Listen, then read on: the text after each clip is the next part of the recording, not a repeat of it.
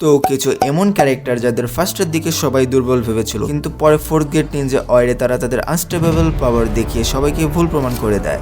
আজ বলবো এমন 4 জন নিনজা সম্পর্কে যাদের দুর্বল মনে করা হয়েছিল, কিন্তু অয়েরে তারা দেখিয়েছিল তাদের আসল পাওয়ার। নাম্বার 4, কাঙ্কুরো। অনেকেই কাঙ্কুরোকে শুধু একটা পাপেট ইউজার হিসেবে দেখতো, কিন্তু ফোর্থ গেট নিনজা অয়েরে সে প্রমাণ করে দেয় সাসুরির পয়জন টেকনিক কন্ট্রোল করা ইটো টেনসেই শিনোবিদের হারানো। নাম্বার 3, শিকামারু নারা। ফাইটে নামলে অনেকে ভাবতো এই লোক তো অলস, শক্তি কম, কিন্তু অয়েরের শিকামারু দেখায় একটা মাথায় হাজার নিনজার চেয়েও শক্তিশালী হতে পারে। অ্যালাইভ শিনোবির ফোর্সের স্ট্র্যাটেজি, শ্যাডো পজিশন দিয়ে স্ট্রং অ্যানিমি কন্ট্রোল, সত্যি আনপ্রেডিক্টেবল ছিল এটা। নাম্বার 2, হিনাতা। হিনাতাকে সবাই জানতো লাজুক আর দুর্বল মেয়ে হিসেবে, কিন্তু পেইন আর্কের পর ফোর্থ গেট নিনজা অয়েরে সে একদম বদলে যায়। নারুটোকে প্রোটেক্ট করা থেকে শুরু করে সেই ফোর্থ গেট নিনজার অনেকটা অবদান রেখেছিল।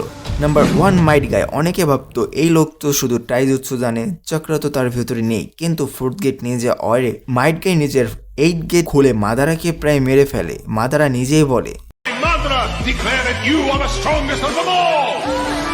গায়ে প্রমাণ করে দেয় হার্ডওয়ার্ক আর ডিটারমিনেশন থাকলে গড লেভেলের এনিমিকেও কাঁপানো যায়। এই লিস্টার কাকে রাখা উচিত বলে তোমার মনে হয় আমাকে কমেন্টে জানাও, আর সাবস্ক্রাইব করতে ভুলবা না।